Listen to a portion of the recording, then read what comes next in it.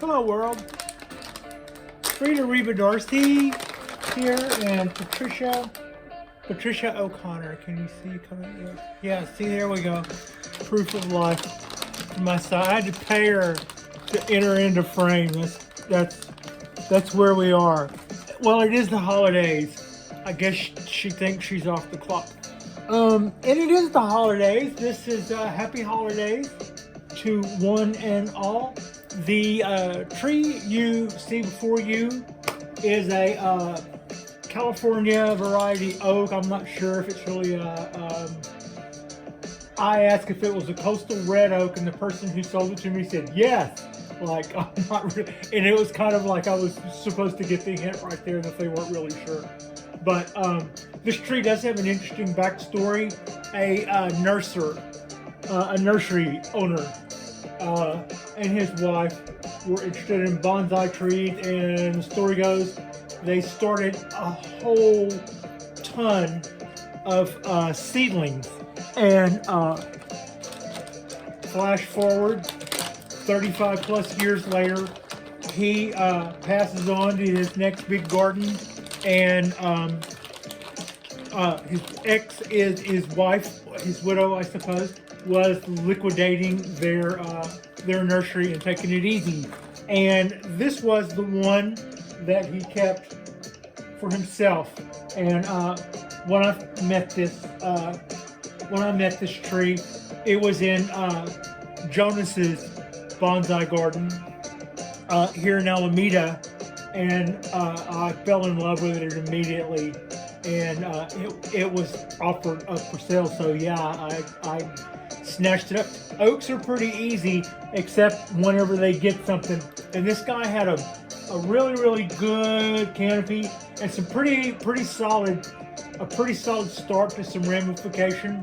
But as I would find out later, me and a lot of other oaks had a case of the creeping Crows a little over a year ago. And so what you see here is us coming back with this one, and it is done so really nicely. The same story that I would say with the cork bark oak is that feeding my watering game and upping my watering game went a long way towards getting a lot of growth out of this guy.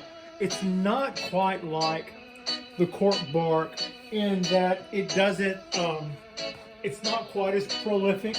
It's a little slower to grow, but that's not to say that it's slow to grow. It's just a little slower than something that grows hellaciously fast. That's, the cork bark really is really fast with the stuff that it puts out.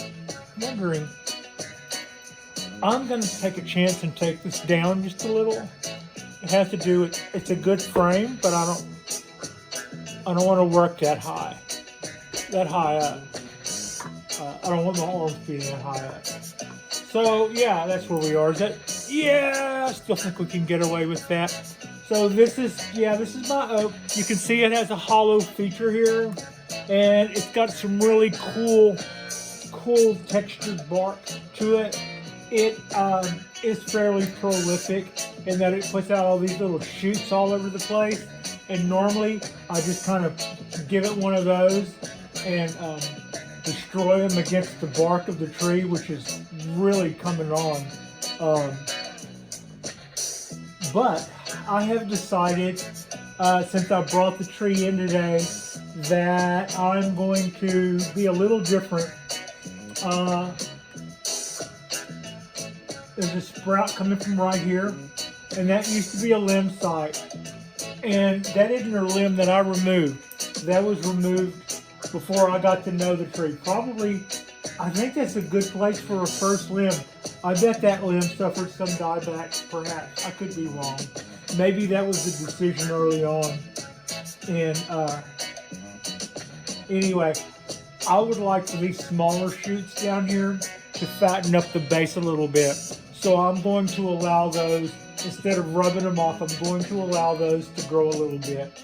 And I do think this side is maybe a little bare, and I am being offered a chance to rethink where I see a pretty nice circular hole right here and some still traces of putty where a limb used to be there. That probably would have been,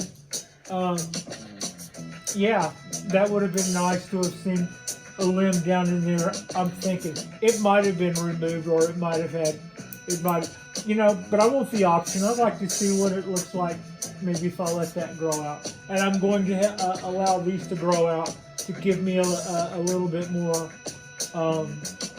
girth in the base.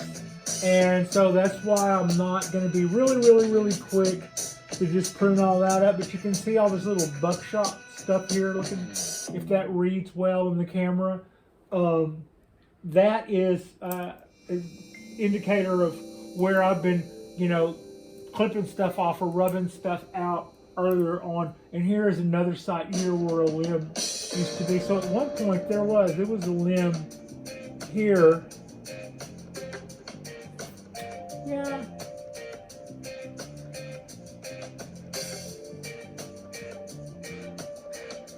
With that there and there, yeah, I could see where that's too low, and maybe that as a first branch was kind of awkward. I don't know.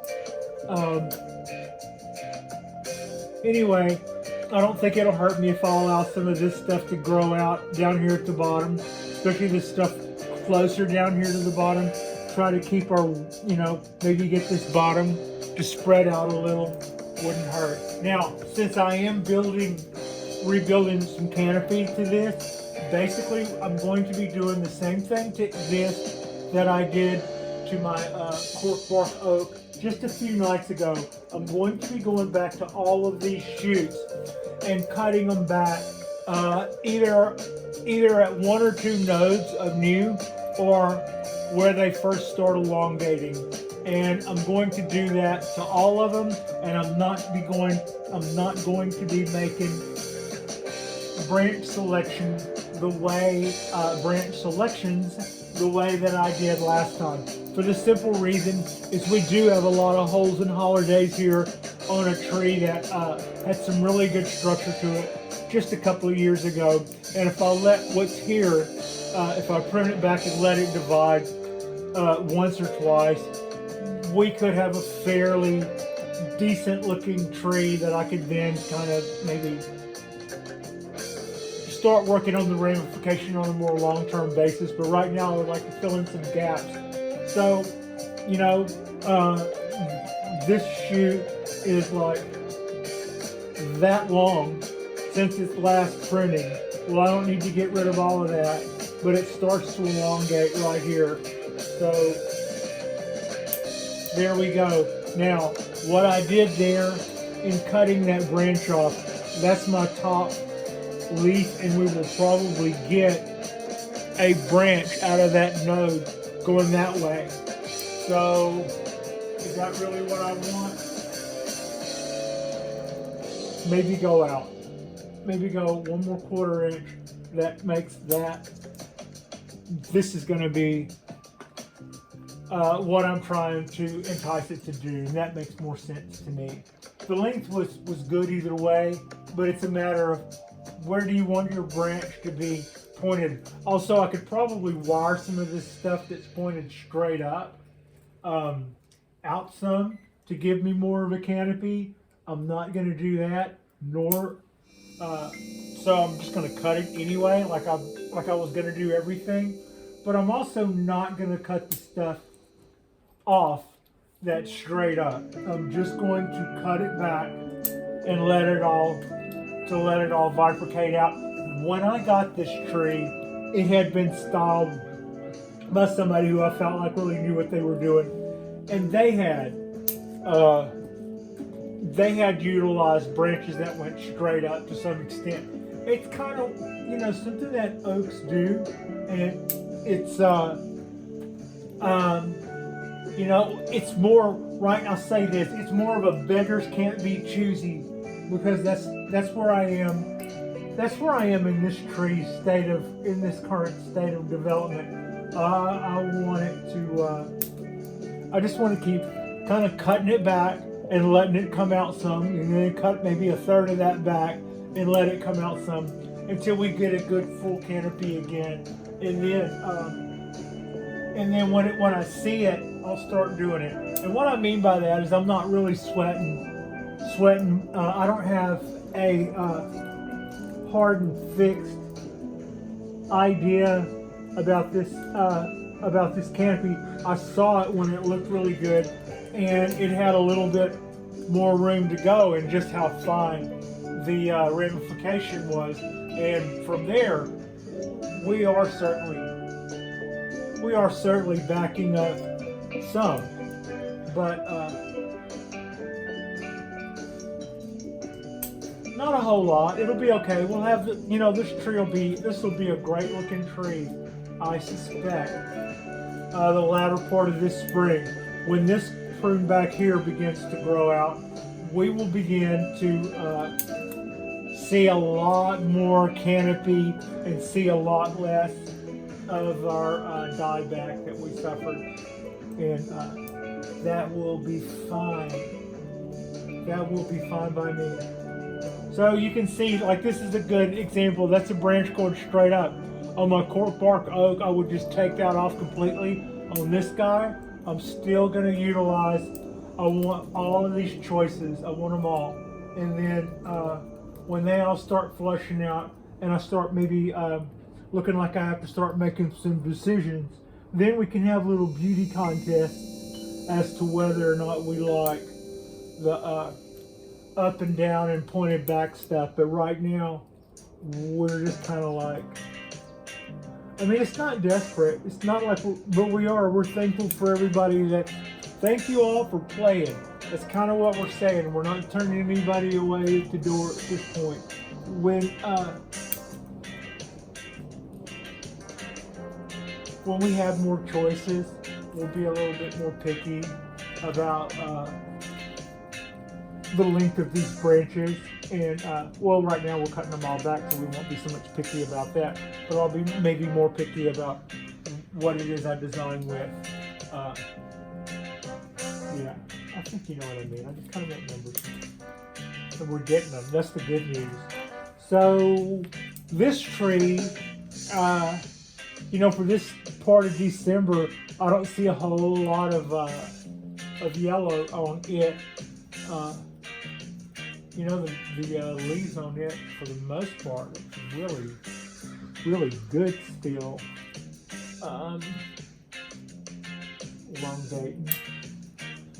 And you can kind of see what I'm doing. I'm just not making a mathematical choice on this. I just kind of look for where I cut that. No, I haven't cut that back yet. I'm just looking for where they really start to elongate out in between the nodes, and then I give that a little chop. So yeah.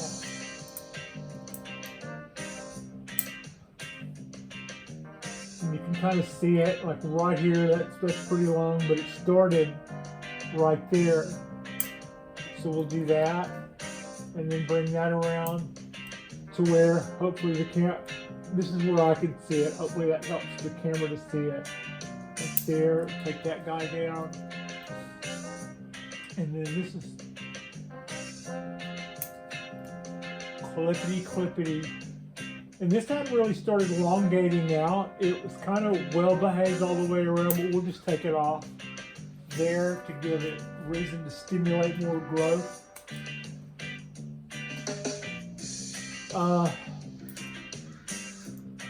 Yeah, that is as opposed to just saving that so that I could cut it in spring when it's going to be more active.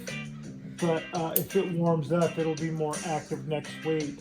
And by clipping those ends, we are releasing the chemicals that are stored out at the ends of the branches that tell that kind of tell the tree, this is the apex, boys, go this way.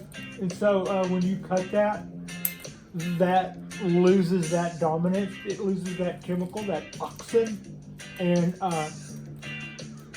the other parts of the tree sensing that that hierarchy has just fallen. That tells all the other branches that the gig is up. That they could, every one of them could be the new leader of the tree. And so that's how we encourage it to back bud and do other stuff. And that worked really, really well for both of my oaks. Only more so for the cork bark oak because it is more prolific. It was just more prolific last year. It was a really strong year for that tree. I'm gonna hit that one more time. Boy, those crows are, sounds like you're having a good time out there. We have crows and we have a lot of ducks. Not too far from here, there are a lot of gray geese that hang out here, but it's not like they hang out here and then fly somewhere. They hang out here. All the birds I see tend to be fat and happy and couldn't make the trip on a bus. No, I just think they stay here year round. I don't really see a lot of guys that look like they're getting ready to fly south from here or go anywhere else. Anyway, we have a lot of birds, and we do have a red-tailed hawk here also. I think I might have gotten it on video once. I don't like where I cut that. Okay. So this is already starting to shape up pretty good. If you can see these branches in silhouette, maybe the light isn't too good. You can get a good feel for what I'm doing if you can see in silhouette what I'm clipping. Every time you can see an inch of space in there, that's about where I decide to cut it. That's where I cut it last time, and it extended right from there, so I'm still gonna let it have that one node and clip that. Yeah, we'll compromise. But that was an easy one to see. Some of those spaces, they just, they jump right out at you, and you see that and you go, oh yeah, it's like huge. We'll get that gap right out of there.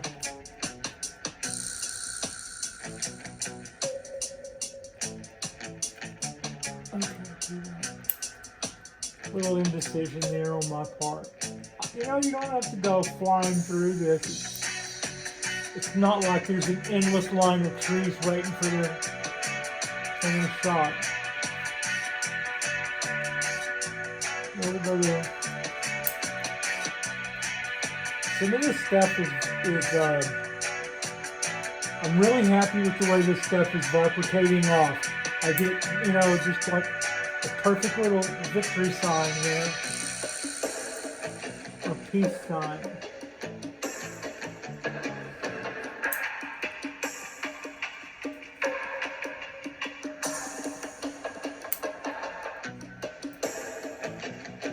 It has been such a nice day today. I puttered around here with Frida. I went and got the car gassed up for Monday, so I don't have to worry about going out on Christmas, and I don't have to worry about getting gas before I go to work Monday morning. So just other than that, that's pretty good. I'm bragging that that's really all I felt like I had to do, and didn't have to do that. I'm just like, oh, I'll do it. So yeah, it was a pretty uneventful. I watched movies, and I watched the news, and not YouTube kind of news, bonsai trees and nerd stuff. Here, right down the road from here, they had a physics breakthrough. Now, depending on what news source you watch, and it's not really so political, but I was just kind of watching, and there was kind of a divided scope on that. Some people were hailing this as you'll remember this week from now on, and some people were going, yeah, we're still 30 years away from, but think Neil deGrasse Tyson said it best, or I'm not going to quote him, but he was saying that it took them 60 years to get this far on a, that's a theory that they had that this would work, and they've been working on it that long. It was a tricky game. It's not easily repeatable, so it's not like you're just going to run up there and make a reactor for that tomorrow. But since science has already done it, at some point the market will have its say, and never underestimate those guys. And it's a great thing for us. It will ultimately it will be a great thing for our carbon footprint. If it takes as long as everybody says it, well, it'll be too little too late. But it is a great thing for science and for renewable energy that it's not going to leave a lot of carbon in the atmosphere. So yeah, and that was at the Lawrence Livermore National Laboratory, LL, NL, or lasers, nothing but damn lasers. Which is right up the road around Berkeley. And that also got started with a big old huge, those guys have a big huge military budget background. So I'm not going to lie to you, that part I'm not as crazy about. But as an energy source, this is a major advancement. There's no two ways about it. And I'm pretty excited about that. That is pretty exciting. So, also, I feel like I'm wrapping up this little bit of clipping. I see some stuff that could, now this is kind of like cleanup. Yeah, we're doing cleanup. I really enjoyed this oak. It's been pretty easy to grow. It does like being fed. It's another one of those trees that you can, in the summer, you can water it every day, pretty much without abandon. In hotter parts of the year, you might water this guy more than once. And they make this really beautiful bark. Man, you really know when you're growing an oak, this thing just, I don't feel like if I do this, anything's going to crumble or break off because it's oak, y'all. You know what I mean? It's like solid. So, thinking I don't see a lot else I want to do to that. The tree needs to fill out a lot, but that's kind of like I just gave it a little pixie do. And I would say that is cute, except for that. I don't need to make that branch feel bad, but yeah.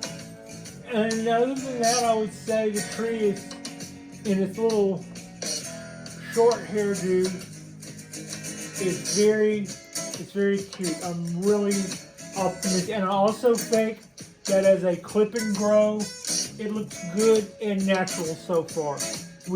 I keep allowing this to grow out and clip it back. By the time, by the time we get out here, this is going to be a jaw dropper. That's what I say. Clean that back a little more. Pretty much. It's kind of hard to see both of those. I'm not going to take either one of them, but I'm going to put that one back to there. All right.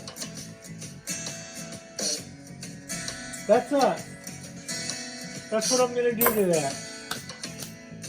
Alright. So, our next drop, I have, well, let's just see how this works. Our next drop, I'm thinking that we might go out on the balcony and make some selections on the on the cypress trees. I don't know how well that reads in the dark because it is sundown. But those guys are absolutely bare at this point. And I'm thinking I'll do some cleanup on those and make some branch selection on those next. So like and subscribe if you guys haven't already. And our next drop will be probably tomorrow. We'll make hay while the sun's shining. I'm thinking I'll take a patio chair out there on the balcony and sit underneath there, and we'll make some selections on what branches we're going to save and what branches we're going to cut off of that, off of those three, my little cypress tree grouping. So yeah, that's kind of what we got going on there. Thank you so much for watching, and have yourself an awesome holiday. I appreciate you, and Frida appreciates you.